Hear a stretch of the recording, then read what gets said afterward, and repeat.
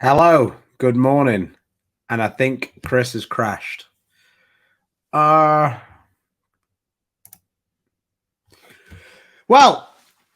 like my board says, I'm Mark Safe from Big Mike. He had Chris. He had Chris. My God, not going very well. He had Bill O'Neill, and of course, I had our man Francois Lavoie. Frankie managed to pull off the victory in what was one of the stranger matches I've seen. Although probably not stranger than the Ascona. Not God, I'm all over the place. Not as strange as the TD match. TD against Cooley. That had everything in it. From broken thumb slugs to Cooley having what looked like the best ball reaction of the whole playoffs to being, really inconsistent with his reaction. So I'm just waiting for Chris to try and log back in. He's having some Wi-Fi issues, I believe, at the moment. So what's been going on with you guys? Do you have any questions? How's Nationals been? Anybody been? Did what I say for Nationals, did that apply to anybody? I've had a couple of people message me saying that they thought that what I said kind of made sense. So that was good. Was it me, or did it feel like they should have maybe used slightly straighter angles? They couldn't really use slightly straighter angles in the Doherty and the two matches that were really messy was Doherty against Cooley and then the Frankie match. And both of those matches were on burn. So Tackett and Ascona were really, well, especially Ascona was really curving it. So, I mean, that kind of dictated what the next match was going to be. That's kind of one of the things I don't really like at the Masters when you have to bowl on the burn. Your match is kind of dictated by what the people did before you. So that's a little bit like, I don't know. It'd be kind of cool if it was in this 2-game format, if they could find a way to reel the lane, because it kind of sucks. It kind of sucks when you have to rely on the guys in front of you to do something. So he's here. Let's see how it works this time. I don't know. Technology's great till it's not. So we'll see how it goes. We're just talking about how a couple of people saying they could have used straighter angles, and I was saying that in the two matches that got most messy, how they had to bowl the lanes was kind of dictated by the guys who bowled before them, and that's one of the few faults, I guess, or things that maybe we could try and find a solution for with the playoffs, especially with the shows that aren't live. It kind of sucks when your match gets dictated by the match before it. And that was especially in the Doherty match. Doherty and Cooley definitely, especially Sam, wouldn't have been playing that far left if it hadn't have been for what Ascona did in that first round. And I've lost Chris again. So, everything's looking good this morning. Glad we waited. My wife just called me from Women's Nationals, and she managed to bowl 300 the first game of doubles, so that was very exciting. So yeah, the scores are pretty high over at Women's Nationals this year. Just 1 second, I'm sorry. What's up? Not much. I didn't do very well in my league playoff on Monday, so that was a bit of a shame. Hey, Mike, what's going on? Yeah, I am trying to feel a little bit better than I was. Who's my pick to win the Final Four? I mean, it'd be hard for me not to ride Frankie, but that's funny. Ride the Frankie trade, but yeah, we'll see. I don't know. It definitely looked like Christian Azcona had the best ball reaction on the fresh. Even hooking it that much. Once he made that ball change after game 1 against EJ, he was able to stay really loose and do exactly what he wanted. So that was pretty wild watching that. So it'll be interesting. We were talking a little bit about the way those matches went, but I'm also wondering how much the beef and barn. That's quite funny. I'm also wondering a little bit about how much that those matches changed because of the lane machine breaking in the previous round. Because of course those matches were taped and they were right at the same time, so definitely seemed to affect Thomas Larsson quite a bit. He didn't have the reaction that he had previously in the previous round against Simo.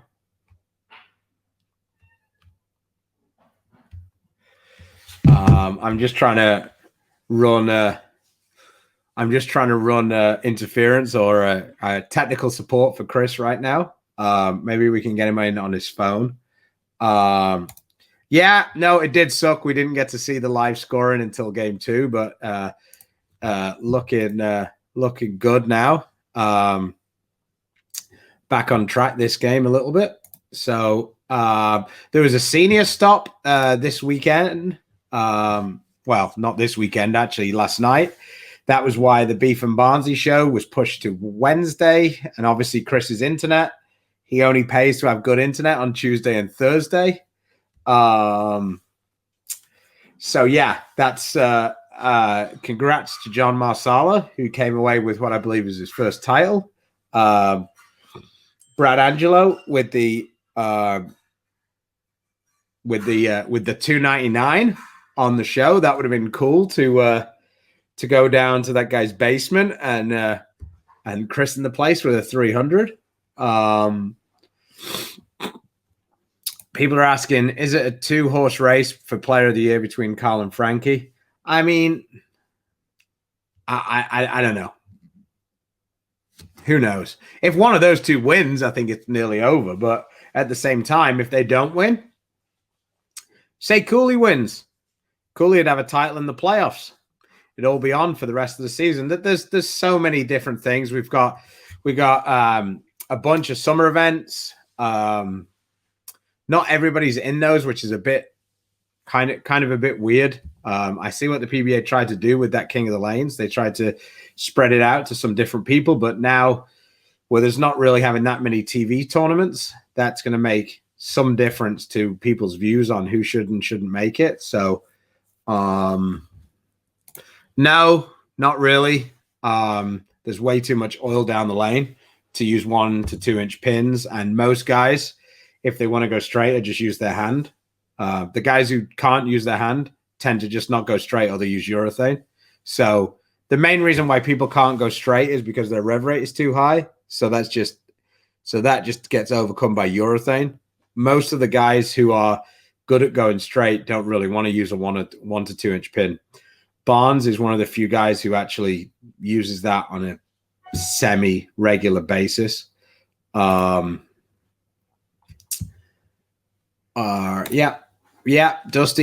Brad Angelo $299. It looked like he just ran out a little bit of ball reaction. I didn't really watch it. I just looked at the scores, so I apologize for trying to make it sound like I knew what I was talking about that event.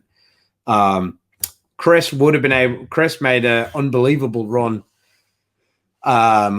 yesterday in the match play. He went 8-0, came up about 30 pins short.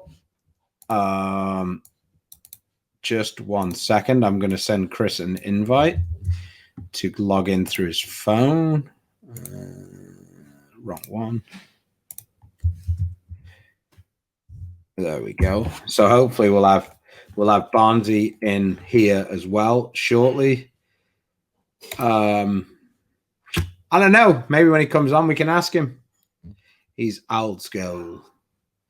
It was his second title. Thanks for the correction. I don't really follow the senior tour that much. So I've finally got more of an interest in it because Chris is on it. So, but here he is, Barnzy. There we go.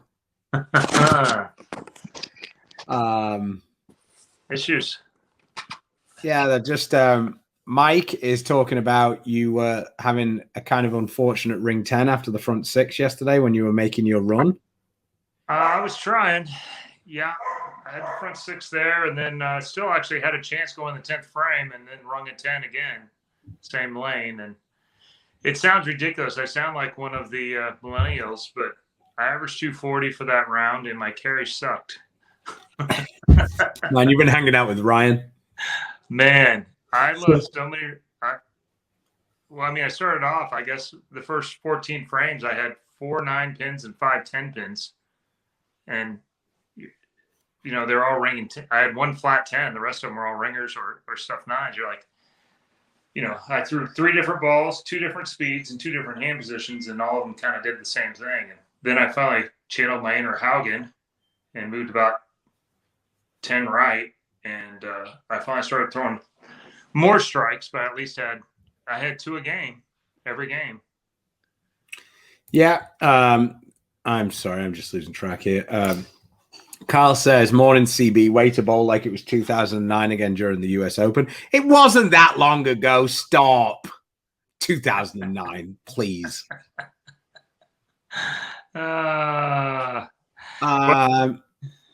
Here's a good question. You've thrown both as well. Seen a lot of Hustle PBRs. How does it compare to the IQ Tour Solid? For me, it's a little smoother than the IQ Tour Solid. Like, for me, the IQ Tour Solid doesn't hook or it goes sideways. There's no in between for me. I feel like that Hustle core, for whatever reason, I can drill, because it's a little weaker, I can drill it a little stronger. And I feel like I can use my tricks a little bit. Whereas for me, the IQ Tour core, if I drill it like kind of the layouts I want to use, it just never hooks. And then if I drill it a little stronger, it flares like the whole ball.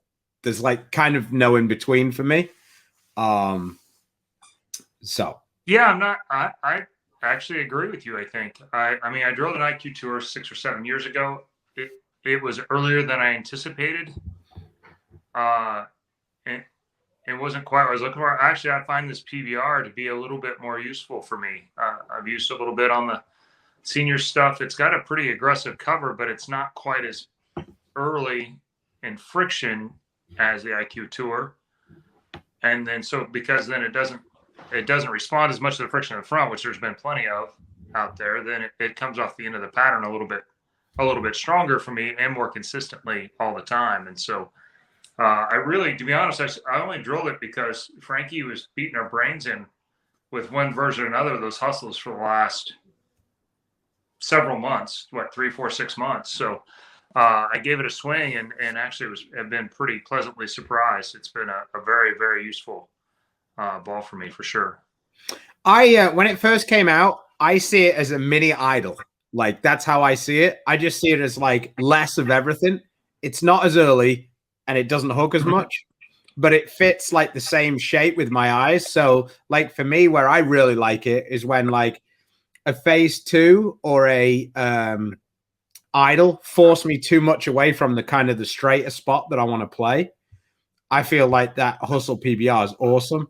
So like sometimes when we play on something like, say, just as a 38-foot pattern where it forces you into that zone that you really don't want to be in because you can't really get the ball a long way to the right, but there isn't really that much hold. That to me is the 100% the nut spot for that PBR, because it's smooth enough to be able to like tumble it, but it's weak enough that it doesn't pick up that little bit too early. So the Beef and Barnzy Show, boom, approved. Yeah, for sure. It seems to be a pretty versatile ball. I drilled mine pinned down and, like you said, a little touch stronger, and I really do like it. I think it's something I can use a lot. Yeah, the one thing I'm a little I'm a little sad that I got on the afterburner train a little bit too late, because I think that's kind of an interesting ball as well. But he said Casey says you can see that, or maybe a weaker C4. Yeah. Yeah, core wise for sure. Yeah, they're just they're both a little bit differently. I think the cover's a little stronger on the PBR and the core is a little weaker, and so it just kind of depends on which version affects you more. Someone says, why don't we see the original high road being used on TV anymore? Because they started putting oil on the lane. Like, the reason why the high road was amazing was because for a long time when it was out, there was way less oil on the lane. So for the pros, we could throw that ball pretty hard and it would get through it, and then it would just come back from everywhere. And now there's so much more oil in that front part of the lane that you can't really throw the high road hard. And then there's just too much. There's just too much oil on the lane to get the reaction you want to get out of that ball. I think it might work okay on the 50 side. I want to say Angelo actually threw it quite a bit yesterday. He drilled one, but there's more friction in the front. And there's obviously more free friction to the right, and that's where that ball has always shined, is its ability to really take advantage of that 2 to 3 and make it 3 to 5. Yeah, I mean, the thing about it is, for me, it's also hard for me to talk about it because the high road isn't really the high road in 16. So it's like, it's a completely different ball. So how I use the high road, I can still use the high road. I use it with a little bit of surface, and I use it on kind of longer patterns that are thin. And then it's really good for me because it flares a ton and it's got a fairly clean cover that I can add a bit of surface to. So, like, for me, that ball is absolutely the stone berries in Thailand, because they nearly always do the same pattern. It's like 44 feet. Yeah. It kind of hooks. That ball's really good there. 16, it kind of fit in the spot where the Zen came into. Yeah, a little bit. Yeah. So. William, we can keep mentioning it as much as you like. Tina will be more than happy. She shot 225 the second game. So we're off and rolling. Hopefully she can continue that momentum. When you have more hand and less rev rate, I don't really know what you mean. What layouts do you recommend when throwing it straighter? Yeah, those two things contradict each other, Craig. So I'll have to get with you. You maybe send another question and explain what you mean. Kyle,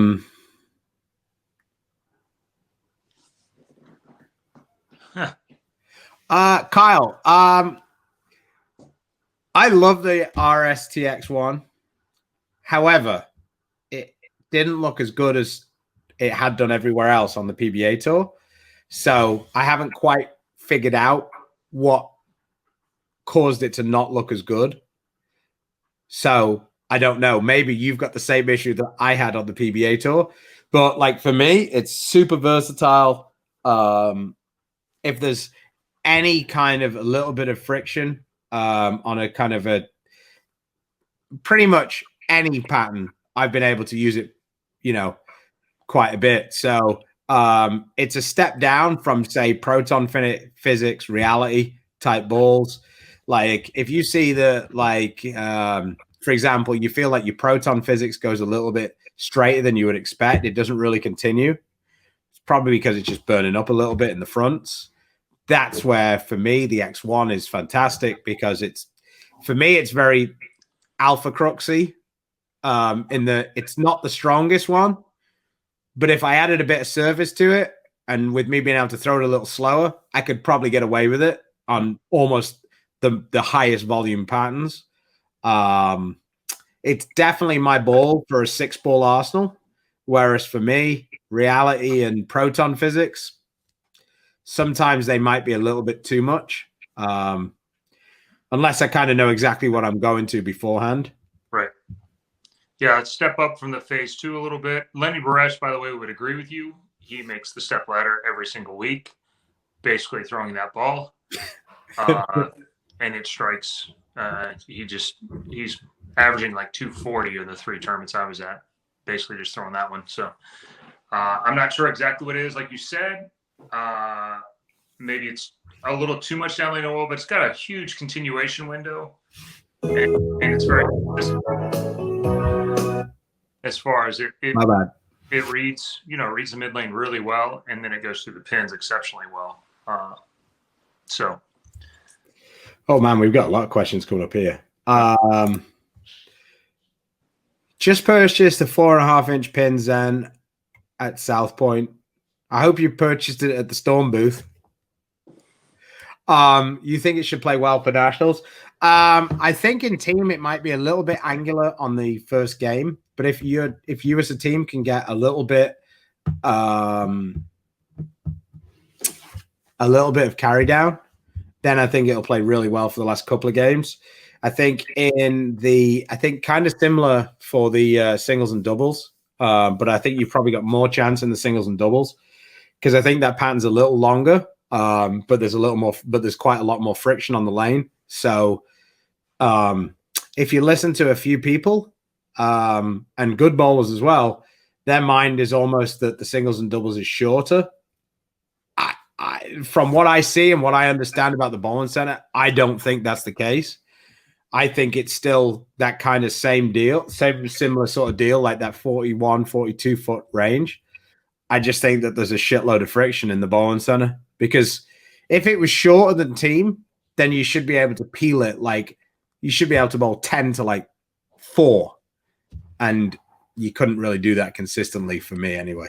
So it'll be interesting to see when it comes out, whether I'm completely talking out of my ass or not. But like for me, I think that the patterns are probably somewhat in the same ranges as they've been recently. I think that the team pattern is obviously a little softer than it's been, and it might even be that the team scores are higher than the singles and doubles, but I don't necessarily think that that's reflective of the pattern. I think that there's probably been a little bit of a change to the pattern on singles and doubles from what they've been in the past because Nick had seen people bombing them with 800s in the Bowler's Journal all the time. And I think he's probably tried to stop people just throwing urethane to the right, which is what they've done. So that would be my best guess as to the change he's made. Now, maybe what he did was there's just a little less oil in the front to the right. So that obviously makes it a little harder to keep the urethanes on line because they hook so early.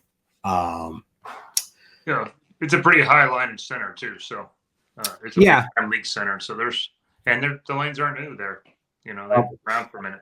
The other thing as well is the Bowler's Journal. A lot of the scores have come in a very specific window in relation to being in this part of the bowl after this league is bowled. Had been kind of the way it had been happening quite a bit. Like it'd been the Thursday night 10 p.m. squad or whatever because the league bowls before it. So I'm wondering whether that is playing a little bit. And of course, at the Bowler's Journal, you get to bowl as many times as you want. You can try 8 times. So, if you're even close, AJ Rice, Jacob, Chapman, all those guys are really good with urethane. They have a really good idea of what they're doing with it.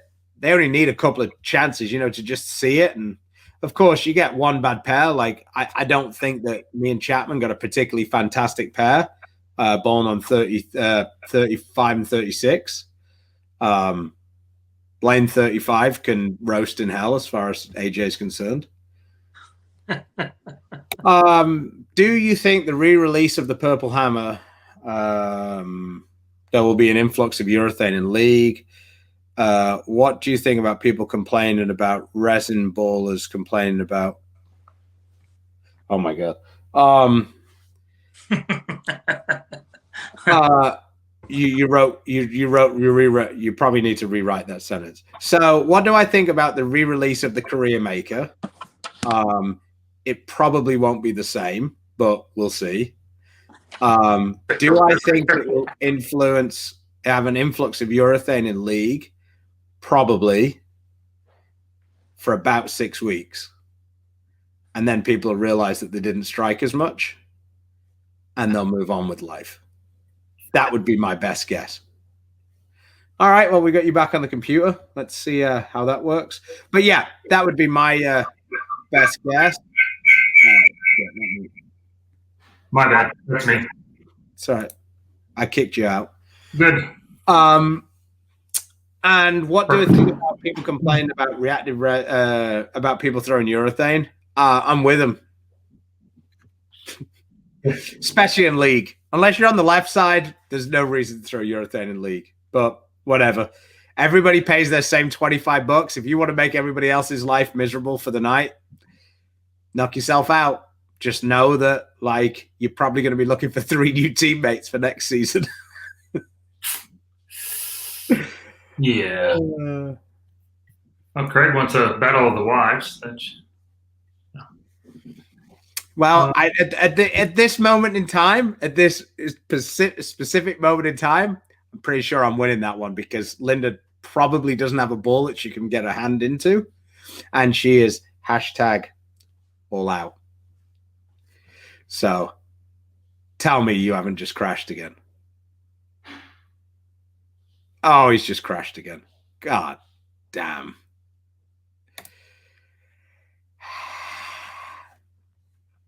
What has to be happening on the lanes for you to change ball, move your feet? Not striking, really. If you have like 2 or 3 frames where your ball's not, it's just not coming through the pins. That's going to be the key to changing. And kind of experience. That's a bit like how long is a piece of string? It depends where you cut it, because I could say what happens for you to be changing balls or moving your feet. Well, I'm moving my feet all the time. Like if I'm on the front 7 for the 8th frame, I'm going to move my feet because I've got to bowl 4 more shots on that lane. So I'd rather miss in the 8th than miss to go through the face in the 10th. So I'll probably, especially if a ball on something easy, I'll probably take a cheeky little 2 in the 8th frame, hoping to kind of catch the light hit, knowing that I've got to bowl 3 shots in the 10th on that lane. So there's an example of a time I'd definitely move. But, you're probably going to be moving depending on who you bowling with and how many people. Like if me and Chris go down and we get a lane each, we're probably not going to be moving our feet very much. If we're bowling 5-man team, like we might be taking a board almost every time.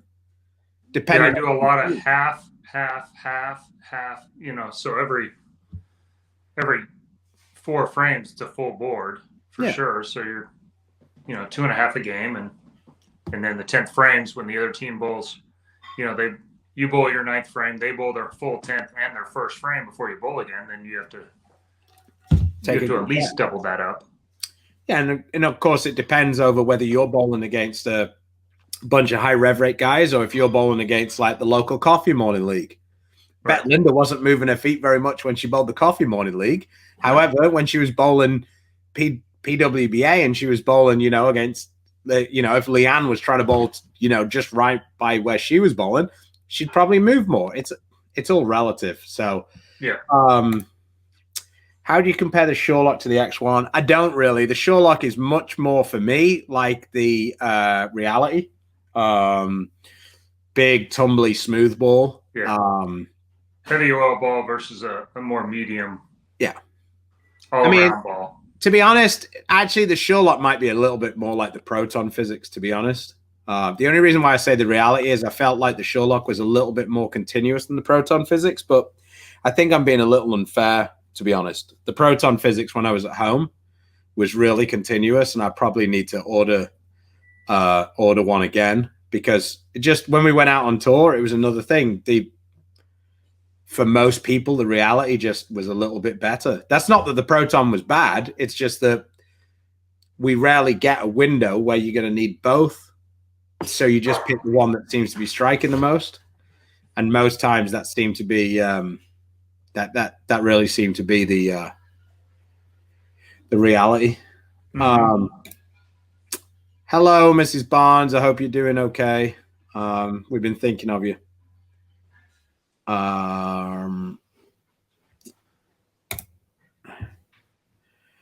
Professional predictions for the Dark Code. Good question.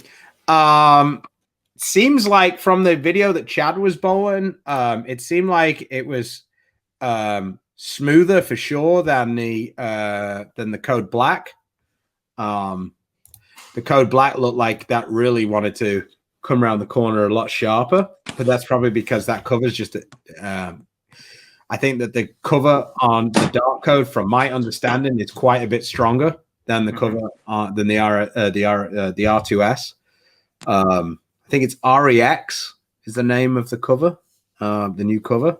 So, yeah, that's definitely how I saw it anyway, from the video, and that's about the extent of my knowledge of it. I'll be interested to see, because for me personally, the Code Black was pretty useful. The Code Red and the Code X, not so much. The Code X actually had a little bit of a spot on shorter patterns for me. But in general, that cover, that core, because it's so strong, gave such a unique matchup when it had that really weak, clean cover that I don't know. Let's move on to the playoffs and some of the things that happened this weekend. Yeah. Okay. Yeah, we covered those briefly at the start, but definitely we can have a little chat back and forth about it. I mean, the first match was kind of just really a blowout. It looked like Thomas just didn't have that slot that he had against Simo, and then he got trapped against a guy with a with more rev rate, who goes straighter. So that was kind of, a bad spot for him to be in, really. And you alluded to it earlier, as more information comes in, using a Kegel machine there, and you have forward and reverse, you're filling in the front a little bit more, and that's going to let the higher rev rates clear the front easier, and that might have worked the wrong way against for Thomas, with the adding a little bit more oil down lane for those patterns to keep them in the medium to high score range. Yeah, so I wasn't really sure what happened. So the machine broke, but I thought it only broke for those one matches, and the machine was back working again because they had the blue oil, and the only machine that has the blue oil in it is the Brunswick machine. So my understanding was that they were back on the machine that broke. But it was working differently. Yeah. It seemed like it must have been, because, like I say, Thomas's ball reaction wasn't even close, and he got forced into that where he had to go a little steeper, and then it's like he needed to get into a way quicker ball if he was going to do that. 39 injectors. I don't think it takes a whole lot for it to be, so whatever they did, I mean, it was probably working like it was supposed to, but that wasn't how the pattern had been set up. It was based on how the machine was working up to then, and that all makes sense. I guess that's it's a fair point. So I didn't have the timing down, and unfortunately have not gotten real clear information on which matches it was used and not, but that makes as much sense as any. Well, I'm guessing that it was only used in those matches where they didn't have blue oil. Yeah, the clear oil. I don't know if they switched any over to the other, or if they would have, even, because it makes everything blue. Yeah. So then there was that, and then the next match, I feel like that would have been a way better show if Bill and Frankie had bowled first. Yeah, maybe so. Because at least that would have carved the lane for Thomas, and that would have kind of dictated where Kyle was going to bowl, but at least Thomas would have had a spot that he could have kind of used. Mm-hmm. And I'm sure that Bill and Frankie would have appreciated being able to break the lane down themselves, because, I mean, the right lane was just atrocious for Frankie. We were actually just briefly talking about that at the start of the show. One of the weirdest first games. I can't remember ever seeing a guy. I mean, he gave a lot of respect to Bill. He changed ball on the 210 And it's not me changing ball on the 210. Frankie spares it quite regularly. Like, if I've spared it in the last 30, I'm probably thinking, but Frankie was only 10 pins down if he made the spare. Less, in fact, he was about 8 pins down, I think, if he made the spare. And he threw a different ball for a strike shot. I mean, I'd never seen anything like it. And then, so then you kind of expect, well, but Bill's just going to, he's just going to take care of this match. So Bill spares in the 9th, gets up in the 10th on the good lane, and 7-10s. So now Frankie's sitting there, and I bet he was going, God damn it. Fuck, why didn't I shoot that spare? And then the worst thing that possibly happened to him was he had to then go with the ball that he tried on the, on the shot, because why else did you throw the pins away if you weren't going to try it? Right. And he threw it pretty good for a semi-blind try. And of course he flat 10'd. So just really, really odd. Just an odd match. I actually kind of get that strategy, though, because you're just all in on the second game. Versus trying to grind it out. And that sometimes is the worst, is you don't really have very good ball reaction. You're close enough, though, that you hang in there. And then you start game 2 after losing. And you're probably going to use 3 or 4 frames of game 2. I would completely agree with you if it was the 9th frame. But it was the 8th frame. So he had the 10th frame on that lane. So the odds were he was probably going to get 2 hacks at it. Yeah. Yeah. He may have just done bad math too. I'm not sure. Yeah. I honestly just think he looked at it. Bill's lined up. He had 1 bad shot. It's not worth it. Yeah. Like, I've got to figure out what to do on this lane. I think if he'd have been bowling against me, he'd have shot the spare. Like, I'm just saying, like, I think he gave Bill that much respect that, And Bill's earned that. He hasn't given away much, And you can see Bill when he's 7-10 look around like, you've got to be fucking kidding me. I'm going to lose this game when this guy's just thrown away that didn't even try and spare the 210 2 frames ago. Yeah. Like, you can see him, like, the way Bill goes off. Like, yeah, well, it's literally the only result that he could lose by.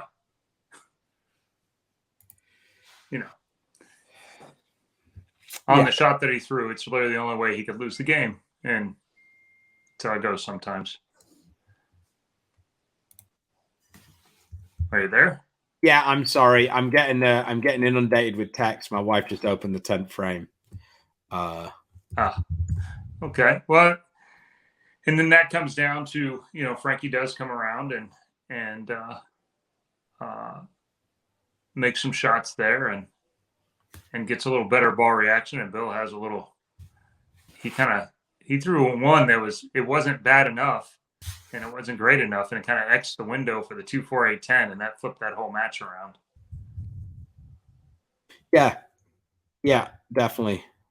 And at that point, then, Frankie's able to win that game, and Bill's moving around, and it kind of looks like now, you got 2 of the best shot makers going toe to toe right there. And at the end of that game, they both looked fairly lined up. So it was, it was really going to turn into who caught a hit and who didn't.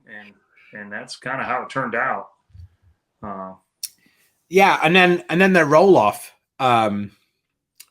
Bill got it a little left on his first shot, but it was a pretty good shot. Ring 10 on the good lane.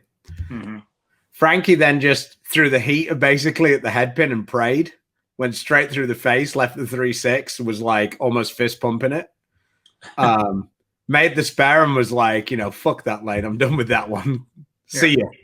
Like, was it like if that had gone to extra shots, if it had got past the left lane, I don't understand how Bill could have lost, because Frankie might have just thrown the urethane at the head pin. Like, he had no idea what he was doing on that lane. So he goes up on the 10th. He throws it pretty good twice. And I'm like, whoa. I mean, like, all right, 49 or 50, that's a pretty... Yeah. And then and then he misses in and doesn't really catch it as much, and the ball just never hooked. He left a 2-4-8-10. So he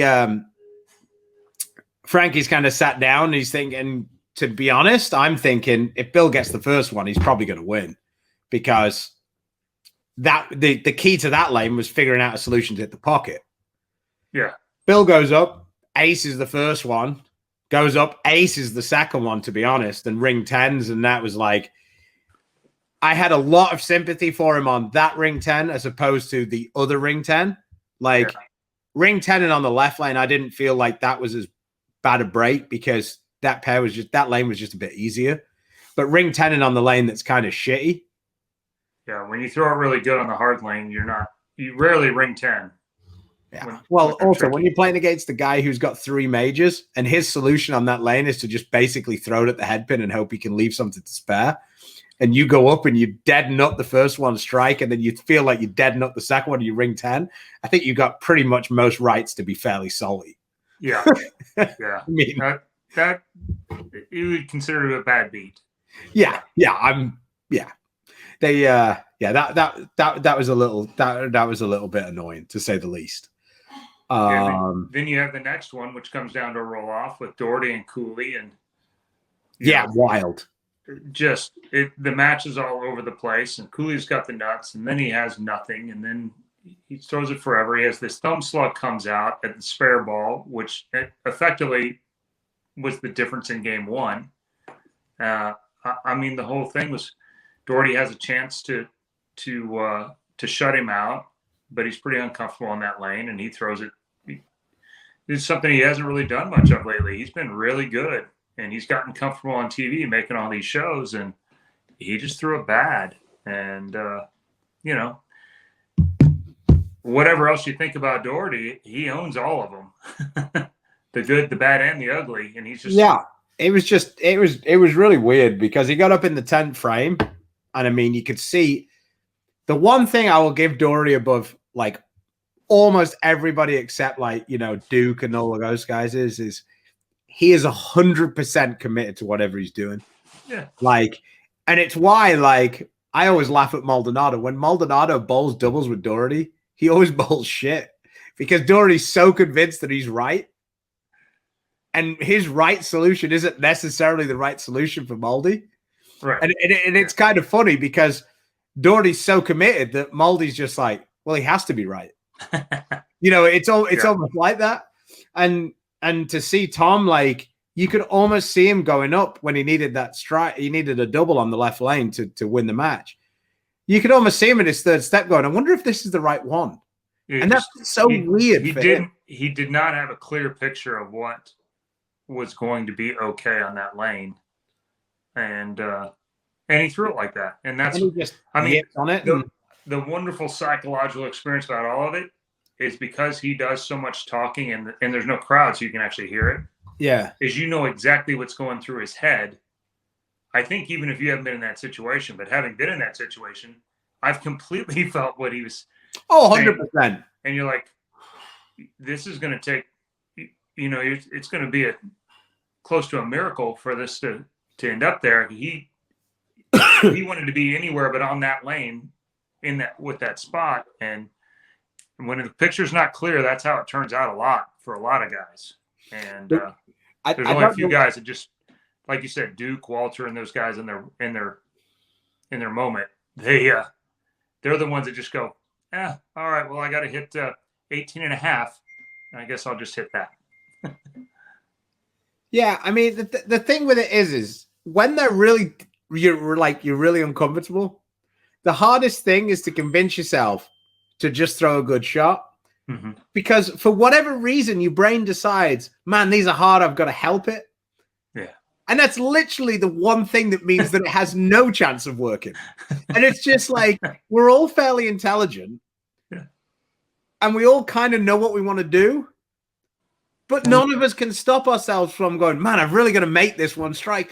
And we all know, stood at the back, that if we try and make it strike, that's never going to end well. But your brain just can't help you go, man, I really need to help this. Oh, I screwed it up again. Yeah, I know. And almost the worst thing when you don't really know what to do on a lane is you just sort of like in your mind, you're just like, man, let's just try this. And I don't know whether this ever happened to you, but I'm sure it has because it happens to all of us. You go, right, let's just try this. And then you throw it and you're dead nutter and you're like, oh shit. What did I do? Yeah. Like, you're just like, oh no. Because then you're like, the next shot, you've kind of got data to what worked. So it's not really a shot in the dark. But if you don't 100% like have a clear picture of exactly what you did, then you're really screwed. Hard to repeat the one you don't exactly know what happened. So. Exactly. So yeah, that was yeah. And then so anyway, he ends up losing that game. Cooley does what he needs to do. Strikes out. They go to a roll off. Doherty hits a pocket the first one in the 10th on that left lane and 10 pins, and relatively decent spot there. A pretty decent shot. It just he didn't have the right ball or solution. Yeah, right? But he got to finish on the lane he liked, and so you're thinking, 50's very much in play because he struck quite a bit on the other one, and so Cooley strikes on that lane and then goes with the other one, and he left it. Did he leave a 10 pin? Yeah, I think he 10 pinned. Or yeah, he left something on a, as I remember, a fairly decent shot, and then the fill ball he threw it not very good at all and made it 37, and you're like, oh, this is a layup now. 37 is almost this right lane. He's 5 for 5. This is a laydown, and he 2-4-10s, which makes the count.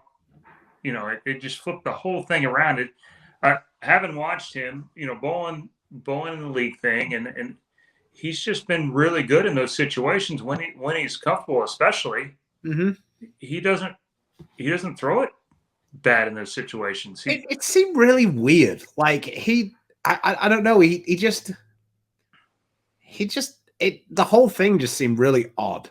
Like I don't know. Watching it back, he just seemed to be laughing away to himself. Like I don't know. It was just it was a very odd scenario. When I watched it, I'm like, I know that Cooley won. Has Doherty seriously 7-10 here? Yeah, I just didn't I didn't see that one coming at all. It was, and that tells you a lot about where Doherty's come in the last 3, 4, 5 years. Where the 100 stigma kind of always follow him around, and now you're like, well, he needs to strike, or he needs to throw one good shot, and I was legitimately shocked. Was my first reaction when he didn't hit the pocket, and that's where he's come, and that's that guy he is now. Is a guy that it's surprising when he doesn't throw it really good in that spot, and that's kudos to him for turning that whole thing around. I don't know how many people could survive their first show being 100 and be a legitimate player of the year contender 10 years later. It's a pretty big thing, I think, mentally to get to that spot, let alone have the opportunity. So yeah, no, like I say, all power to Sam. But it was very odd. You had two guys go through, both of which, if you asked them, would have said they had nearly 0% chance. Like, yeah, well, Bill saw the double, but no, yeah. But I mean, once Bill got the first hit, Frankie was sat there like he looked almost as shocked as Bill. Yeah. Well, once Bill threw it, then you almost had to think. I mean, that was as good. That's about as good as you can throw it right there. I also think that in general, unless Frankie's bowling regional, he kind of assumes the other guy's going to strike. When he's bowling a regional, he'll say to me, he'll be like 70 behind a guy. He goes, "Oh, of course I'm going to beat them." I'm like, "Frankie, you're 70 behind them," and he goes, "It's not a problem." And more times than not, he runs the guy down. So yeah, it's just funny. Like he's got that. Like you think he's like quite quiet on the inside, that he's like a killer. Like it's he's feeling it, and he's earned the right to. He's bowled awfully well. So yeah, certainly going to be fun this weekend. I really should know this, but I guess they're bowling on Saturday for the semis and Sunday for the final again. Yeah, it's I mean, it's going to be a shock for the Bucks if somebody from the right side of the bracket, if one of the two guys from the right side of the bracket win. I think most people are going into this thinking that it's Frankie against it's Frankie bowling against Troop, and you kind of think that guy's going to win. But from what I saw, Christian Azcona looked like he had a pretty nice ball reaction there. And when Cooley strikes, he's got that X Factor thing. Yeah. Yeah, he carries like a two-hander almost. Well, yeah, he just strikes in bundles at a time. And obviously, making one show or getting a win at the World Series and, maybe, it was a one-off or he matched up or whatever. And then, then he's sixth and then he's sixth at the two hard pattern, really hard pattern, then four patterns. And now he's running through every step ladder, which, honestly, that used to be, the thing where it was considered his weakness was, those high pressure situations and his internal confidence. And that seems to have been solved because, and he's gotten away with a few, no doubt, but sometimes that's all it takes. Yeah. I mean, I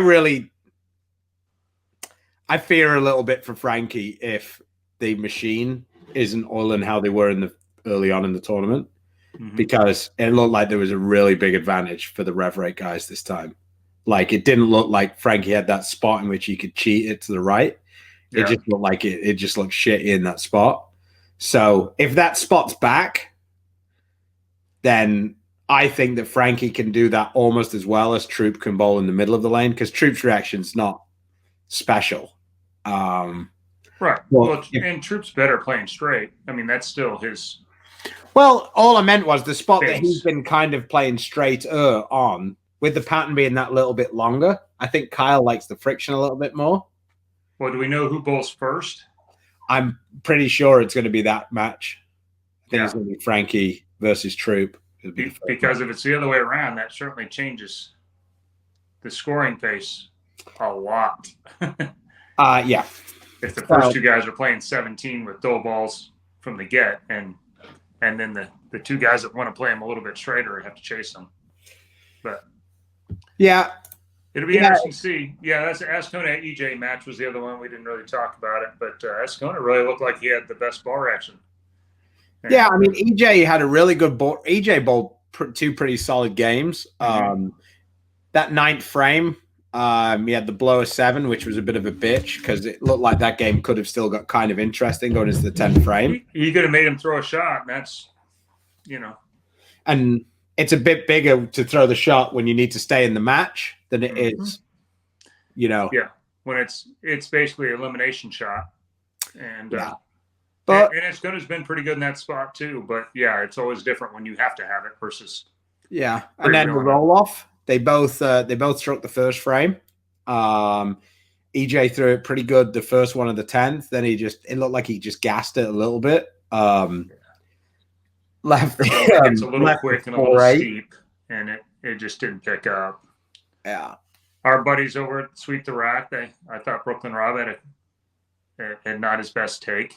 He said those two guys were throwing it about the same speed, which it was closer than it is normally. Normally, EJ's in the 19.5, 20 range, and he was down to about 18.5, which is his basically crawling speed. And Azcona was maxing out at 17.5. Yeah. And but a mile per hour is not really the same speed in this era of bowling balls. Well, the other point as well is EJ's ball was completely in the oil the whole time. So he wasn't really trying to play the friction. Yeah, he does what he does, and he rolls it forward and controls the lane. And you could tell his ball was slowing down because of that algorithm. His rev rate said 475 and Christian said 450. And the reality is, Christian does have a sneaky high rev rate in that 425, 450 range, but EJ is way closer to 5.25 than he is 475. Yeah. I mean, and the other part of it is, like Tina's mum would say, "Oh well." Yeah. Yeah, the thing, he just got a little steep. He left the 4-8. He gave Christian a chance to step up there and close it out. And Christian definitely didn't feel like he couldn't trust it. He threw that one right. He threw it far enough right. I went, one hadn't gotten that far right yet, and I wasn't sure, but he put the big paw on it. That was all he has. It was on that one. So, and God. It obviously worked out pretty good. So, oh, Douglas, you disappoint me so much.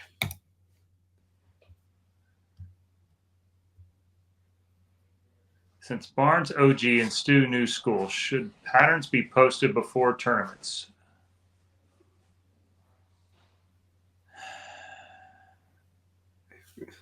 Yes, they should be posted. No, it doesn't really change that much with good bowlers and practice sessions. When you don't post patterns and you don't let them practice, then it's a little silly. When you have lots of patterns and you limit bowling balls on top of it, it's just a. I think this is more of a local tournament thing, to be honest.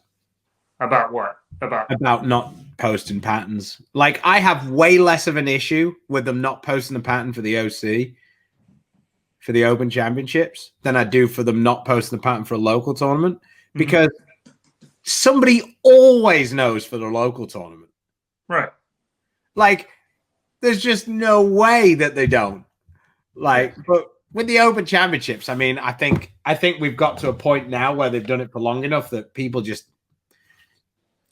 they've rooted out the people who would like let people know. And the thing is now is everybody's forgotten why we do it. They've forgotten about the tournaments where you bowled on Saturday and then Sunday you come back and all of a sudden the scoring pace changes by 30 pins on one side of the lane, both right and left. Or, all of a sudden, the lane man, the guy running the tournament is sponsoring a couple of guys and, maybe they're two-handers and all of a sudden there's a lot more oil in the lane. Or there's all these, and because nobody posted patterns, you just kind of, as your mother-in-law says, oh, well. Yeah. There's still a winner. But, Kegel got hired around the world because so many games got played once they dropped all the pins and went to the money rounds, and then they weren't the same anymore. Mm-hmm. And whether it be the hometown hero, played straight, and so all of a sudden they hooked 15 more, or was a left-hander and now has 4 World Cup titles. I mean, all those kind of things happen, and step ladders, and so transparency from that standpoint matters, and I think Kegel's done a wonderful job of making the world way more standardized on the patterns that we use. Even though there's variety, they all have a basic build shape that's very similar, and you're just changing a little bit of some mode structures until you get to the highest levels and you start, putting speed bumps and some other things in to try and control pace. Most of the patterns aren't built terribly different, and so it's pretty similar no matter where you're at in the world, which is much different than it used to be when you have people doing them by hand and stripping once a month and some every day and all kinds of things. So I've really got to just share the screen for this. Just 1 second. Let's see if I've got the right screen here. Yeah, okay. You might not be able to see this, but I'm going to just scroll here because it's not to laugh at anybody. It's just because it's great. Where is she? Shalyn Zulkifli is bowling, and she's just got on a team with, I guess, I'm going to say that they're 3 older ladies, and they were looking for an extra player. And Shalyn is currently got the front 6. One of the ladies is 58 in the 6th. The other one is 54 in the 5th, and the other one is 56 in the 7th. She has more score in the 6th frame than the other 3 combined. Yeah. But I think it's kind of cool that like Shalyn's just subbing with them. So last night in team after 2, Shalyn actually had, I think she was 30 behind their 6-game total between them. for 2. So it was just funny. They bowled quick, though. They might have been, for all those people who say, well, it's because I'm taking 2 shots that I'm slow. No, it's not. Because these people took 2 shots every frame, and Shaolin finished a game ahead of almost anybody else. The new rule, it's not 25 seconds, it's 15 seconds. Get up and bowl. Yeah, it's not TV. As the Shafani show said, it's your turn. Yeah. Like I say, it's not TV. Yeah. Move along now. And I've been as slow as anybody. I get it. So, but, well, anyway. Yeah. Well, let's just, before we go, let's just briefly have a little chat about your run the other day. What did you do different? What was your key to success? Yeah. I got 17 different ways, throwing a Zen, phase 2, then a reality, then a Zen. Trying to roll it, hook it, then kind of spin it a little bit, and then roll it, and then try and go slow and curve it. And then I eventually kind of did this and started pucking it up 13, 14. And so I got 236 the first game. I got lucky. Parker 7-pinned in the 10th for me to win the first game. I shot 248 the second game with 2 more 9-pins and another 10. Like, I just did them all in a row. So I had 2 9s and 2 10s and shot 240. And again, struck out and was lucky to get by a match. Then I went strike, stone 9, stone 8, and then struck out against Learn. And he missed in the 9th frame for me to win that game. And so, yeah, I mean, and then 259 the next game with a ring and 10 and a 9-pin. and after that, then it kind of went away a little bit. I got 9 a bunch against Walter, struck out in the 9th, 8th, 9th, and 10th to shut him out by 1, 226, which was an okay score as long as you win. Then 230 with a win. And then I caught a pair where there's finally enough good bowlers in one spot, and I got caught. I shot 203 because I only struck 1 time on the left lane, and I split once. And that was the one that really put me in trouble. It put me 80 behind the show. Still had a chance. I was in 9th, though. Kretzer really needed to win. He did not. I had the front 6. I run 10. To the left of me, Learn has the front 7, and Amleto has spare 8-bagger. And I'm 1 pin behind Learn, 11 pins behind, or 9 pins behind Amleto. And so getting to the 10th, I actually still have a chance because Sachs opened in the 9th. He needs a mark in the 10th to shut me out. Amleto needs a double to shut me out. And Amleto misses, and then I go up and throw one, I ring 10. Then Sachs leaves a washout. And because Amleto missed the first one in the 10th, he needs 3 of the washout and ends up making it. But had I struck there and he washed out, if I get the second one, he has to make the spare to make it. And so it ended up being fairly close after it's all said and done. But yeah, I would have liked to have had an afternoon match play round to or just not carry the scores over. That would have been cool also. They did carry him over. That's what I'm saying. Oh, yeah. But they didn't in every tournament. So if this that one actually didn't go away because I wasn't very good on the second squad the second day. So, yeah. And so maybe we both on Burn and I would have struggled again, but I'd like to think I would have got a little bit better than I did the first time around. So. Yeah, and of course it's when you've got as many tools in the old chest as you do, there's always a learning process of what you can basically ignore, and I'm sure that you're I would make different mistakes at least. Yeah. Well, also I'm feeling pretty good for the next couple of events. I feel like you can look at the field and go, "You're in my world now, bitch." Going to Lubbock and going to Odessa. I think that some of the people are going to have a interesting time in Odessa. Yeah. I'm pretty sure the scores are going to be through the roof in Lubbock because when they're easy in Lubbock, they are really, really easy. But knowing, which lanes have the replaced panels and which end you really need to, 225 isn't really very good, and which end where, man, I shot 225. I felt like a bowl good. Yeah, you actually did bowl good. That's good. Yeah. That's kind of interesting knowledge to have, and you obviously have that, having bowled there countless times in the events that Jimbo and Sunday have ran. So yeah, I'm Hopefully feeling that pays off. Yeah, I'm feeling good for those two for you, for sure. Couple of weeks to regroup. So my 3 tournaments were 3rd, 6th, and 7th, and so unfortunately, shows are pretty much what pays. But learning a little bit, getting a little bit better. Just you have to get your eyes adjusted. It's just a different thing out there. More friction in the front, more friction to the right, and a lot more guys that play them way different than the one tour.